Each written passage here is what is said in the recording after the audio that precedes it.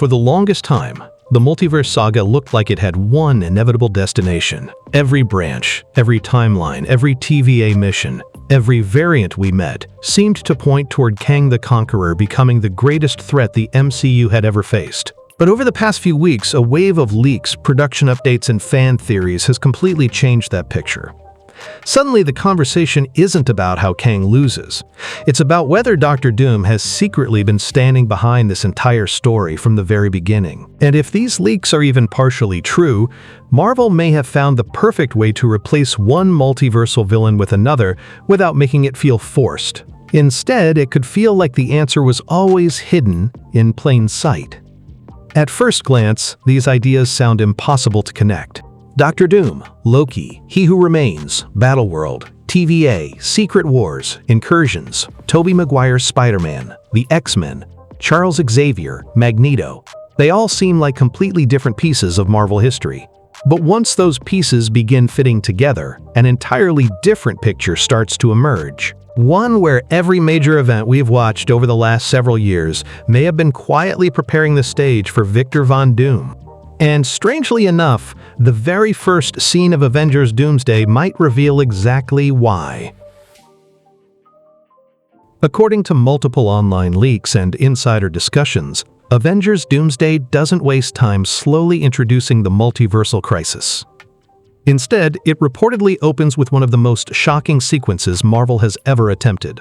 Inside the X-Mansion, Charles Xavier and Magneto are calmly playing a game of chess. On the surface, it feels like a peaceful moment between two lifelong rivals who have finally learned to understand each other. But that peace lasts only seconds. Xavier suddenly notices something impossible outside the mansion windows.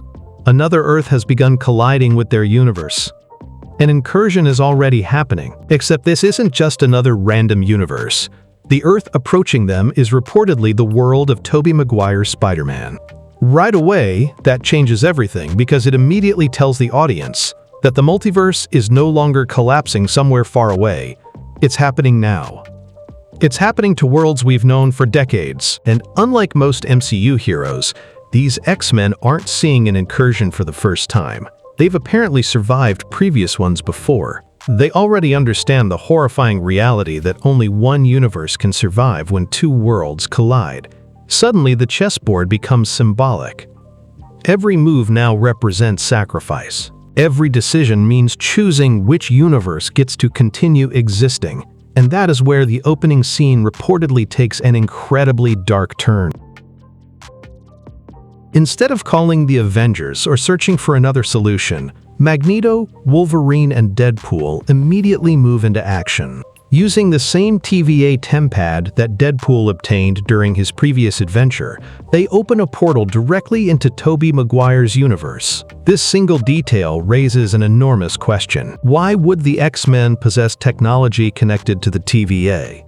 Have they been secretly monitoring incursions for years? Or has Loki's reshaped timeline created unexpected alliances between completely different realities? Whatever the answer is, the destination itself becomes even more fascinating. Rain pours across a massive bridge, while Deadpool races toward a mysterious universe-destroying device. Based on these leaks, this machine isn't some new invention built specifically for Doomsday. It's reportedly a weapon the X-Men have already used before. A horrifying last resort designed to erase an incoming universe before the incursion destroys both worlds. Think about what that means for a second. We've always imagined the X-Men as heroes, protecting innocent lives. But if these reports are accurate, they've already reached the point where destroying an entire universe has become a necessary survival tactic. They've sacrificed countless worlds simply to keep their own alive. That immediately places them in a morally gray position, unlike anything we've seen from Marvel's mutants before. They aren't villains. They aren't heroes either. They're survivors making impossible decisions. Before Deadpool can finish activating the device, something changes. Wolverine senses that someone else has arrived. Moments later, Tobey Maguire's Spider-Man appears, standing between them and the machine that's about to erase his entire universe. And according to these same reports, fans shouldn't expect to see the exact same Spider-Man they last watched during No Way Home. This Peter Parker has continued living after those events. He's evolved. He's reportedly wearing a completely redesigned suit with golden detailing that feels inspired by the Iron Spider armor while still maintaining the classic identity of Tobey's Spider-Man. That visual alone carries emotional weight because it quietly tells us that his story didn't end after No Way Home. He kept protecting his world. He kept growing. He kept believing there would always be another way. Which makes what happens next even more heartbreaking. A brutal battle reportedly breaks out across the bridge. Green Goblin and Dr. Octopus join the conflict against Magneto, while Wolverine clashes directly with Spider-Man himself. Deadpool manages to activate the destruction device before escaping back through the portal alongside Magneto. Wolverine attempts to follow them, but Tobey refuses to let him leave. Their fight delays everything by only seconds. Yet those seconds change the fate of an entire universe. The device detonates before anyone can escape. And from the X-Mansion, Charles Xavier watches helplessly as another reality begins disappearing forever. Naturally, the biggest question everyone started asking after hearing this leak was incredibly simple. Does Marvel really destroy Tobey Maguire's universe within the opening minutes of Avengers Doomsday? More importantly, do Tobey's Spider-Man and Wolverine actually die in that explosion? According to the current rumors, the answer is far more interesting than a simple yes or no. Right before the blast completely consumes them, Loki reportedly appears and pulls both heroes out of danger. Not because he accidentally happened to be there, but because he's already assembling something much larger behind the scenes. If Secret Wars truly adapts the Battleworld storyline, Loki would need legendary heroes from across countless universes to oppose whatever threat eventually reshapes reality itself. Eliminating two of Marvel's most beloved legacy characters in the first 5 minutes simply wouldn't make narrative sense. Instead, these leaks suggest that audiences will believe they've died, only for their survival to become one of the biggest reveals during the final battle. Meanwhile, their universe isn't so lucky. The world itself reportedly collapses. Dr. Octopus, countless civilians, familiar locations, decades of Spider-Man history, all erased. Suddenly, incursions stop feeling like abstract multiverse concepts and start feeling deeply personal. Every destroyed universe represents memories, friendships, victories, and entire generations of heroes disappearing forever. But here's where this opening sequence becomes even more fascinating. If the X-Men have already accepted destroying other universes as the only path toward survival, then they unknowingly mirror another character we've already met years earlier. He Who Remains. Think back to everything we learned during Loki. He Who Remains didn't simply protect one timeline. He erased countless others to guarantee that only his sacred timeline survived. The TVA pruned entire realities every single day while believing they were preserving peace. Their memories were manipulated, their identities erased, their loyalty carefully engineered so they would never question the system they served. At the time, we assumed that philosophy belonged uniquely to Kang. But what if it never truly did? What if He Who Remains wasn't inventing his own solution at all? What if he was copying someone else's? That possibility changes the entire conversation surrounding Dr. Doom. Because one of the most fascinating theories circulating alongside these leaks suggests that Marvel may completely rewrite the relationship between Kang and Doom by revealing that Kang's greatest achievements were inspired by Victor Von Doom in the first place. And strangely enough, the evidence may already exist inside the MCU. When He Who Remains explains the multiversal war to Loki and Sylvie, he insists that everything happening inside the TVA exists because he's preventing something far worse from returning. He warns them that after his death, another devastating war will begin. On the surface, that explanation makes perfect sense, until you remember one small detail that immediately creates a contradiction. He also admits that countless Kang variants already exist throughout the multiverse. If those variants are already scattered across infinite realities, pruning branches inside one sacred timeline should never permanently stop them. Somewhere, somehow, another Kang should always survive, which raises an uncomfortable possibility. Maybe the war He Who Remains feared wasn't actually another Kang war at all. maybe he had already witnessed something infinitely more dangerous. Someone capable of conquering not just timelines but existence itself. Someone who wouldn't simply travel through time, but reshape reality into a world where everyone forgot the universe that came before. And once you begin comparing the TVA with Battleworld from the Secret Wars comics, the similarities become almost impossible to ignore. The deeper you look into Marvel's mythology, the harder it becomes to dismiss those similarities as coincidence. Battleworld isn't simply another planet created after a multiversal catastrophe. In the comics, it's an entirely reconstructed reality, where fragments of destroyed universes are stitched together into a single world ruled by one absolute authority: God Emperor Doom. Entire civilizations continue living ordinary lives without realizing that the universe they remember never actually existed. Their memories have been rewritten, their histories replaced, their identities quietly edited until serving Doom feels completely natural. Now compare that to the TVA. Every analyst, every hunter, every judge genuinely believed they had always worked for the Timekeepers. Their real lives were erased from memory. Their pasts were stolen. Their purpose was manufactured. Even the organization itself functioned outside normal time, isolated from every universe it claimed to protect. Replace the statues of the Timekeepers with a throne occupied by Dr. Doom, and the structure barely changes. Suddenly, the TVA no longer feels like an original concept created exclusively for Kang.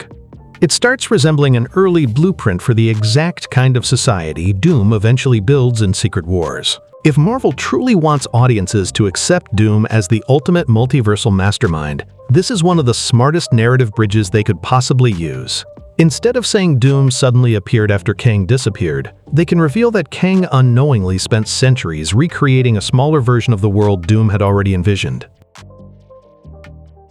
That brings us to another piece of the puzzle that has generated enormous discussion online: the temporal loom. Throughout Loki, the loom serves one essential purpose. It stabilizes the sacred timeline.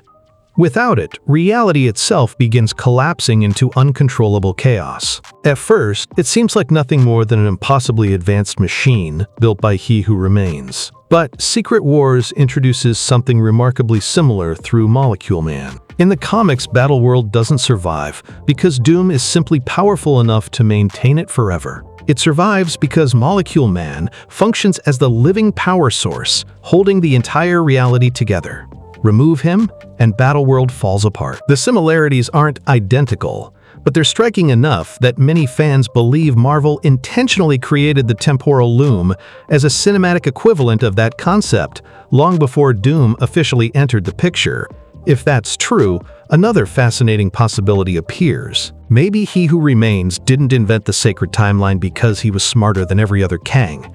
Maybe he built it after witnessing Doom's future. Imagine discovering that somewhere at the end of existence, one man successfully conquered the multiverse and reshaped reality itself. Wouldn't you try creating a smaller, controlled version of that system before he ever arrived? Wouldn't you erase timelines, manipulate memories, and build an organization capable of delaying the inevitable?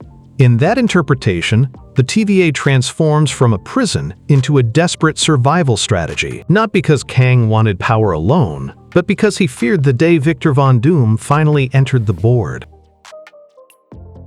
That idea becomes even more compelling when you examine the technology both characters use.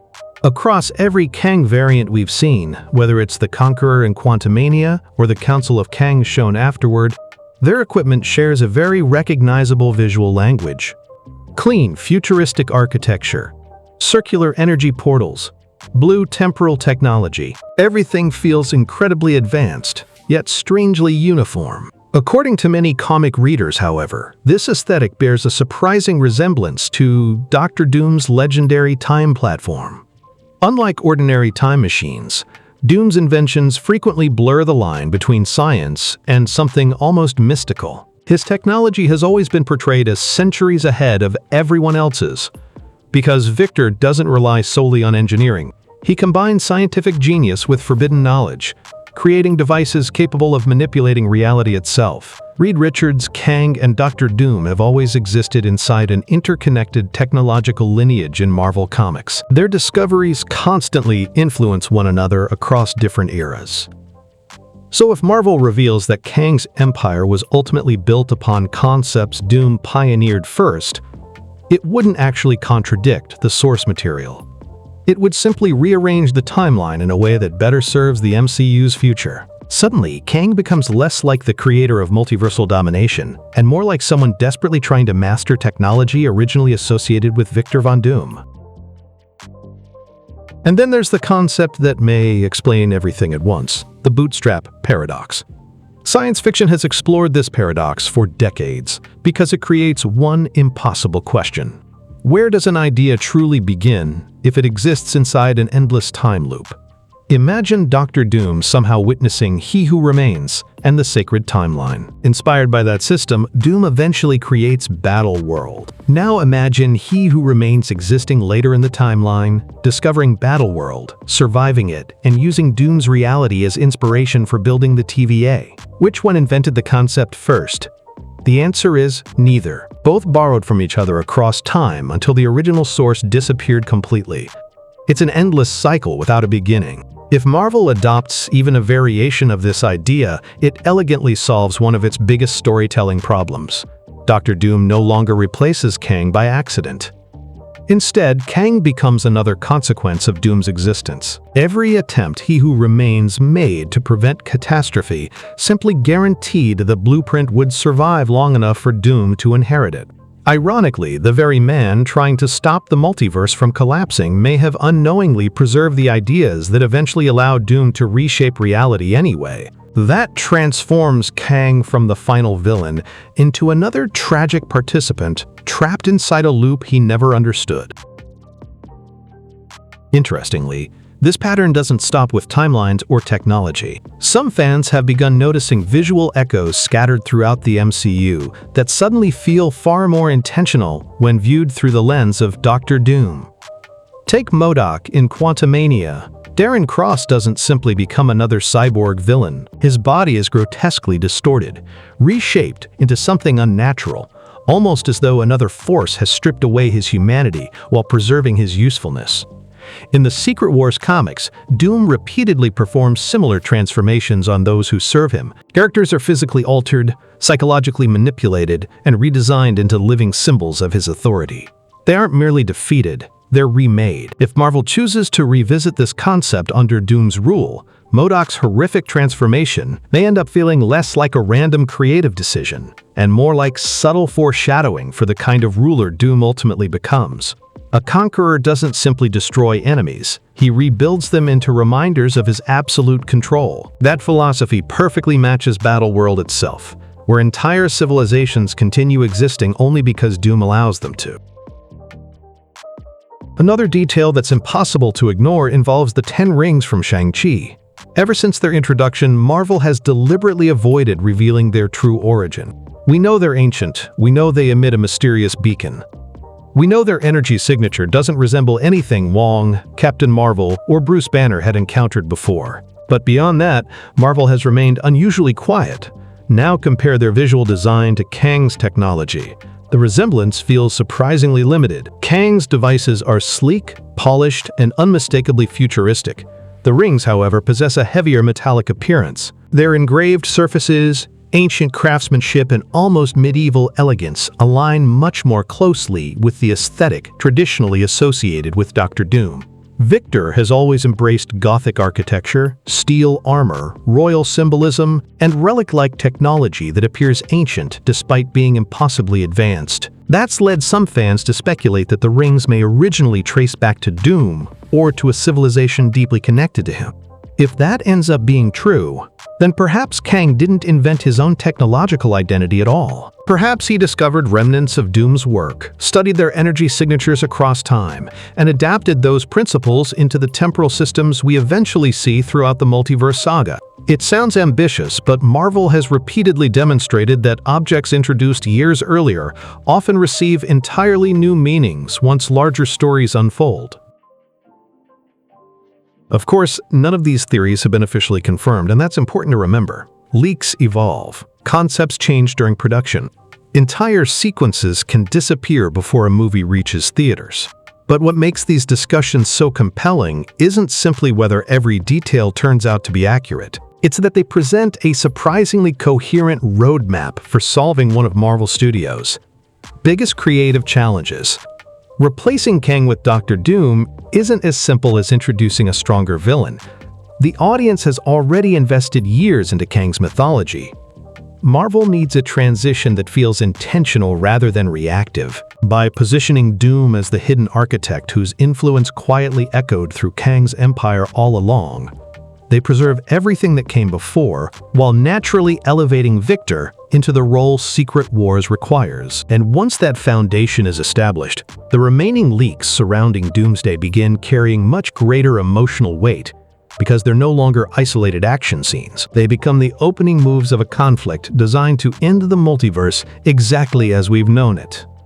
Once those pieces are placed together, the remaining leaks begin reading less like disconnected fan service and more like a carefully escalating tragedy. Every destroyed universe, every impossible choice, every returning legacy hero serves one purpose: to convince the audience that the multiverse has finally reached the point where it cannot be repaired. It can only be replaced. And that's the exact moment Doctor Doom becomes most dangerous. Throughout Marvel history, Doom has never seen himself as a villain. In his own mind, he's the only person willing to make the impossible decisions that everyone else is too afraid to make. Reed Richards looks for another solution. The Avengers fight to protect every life.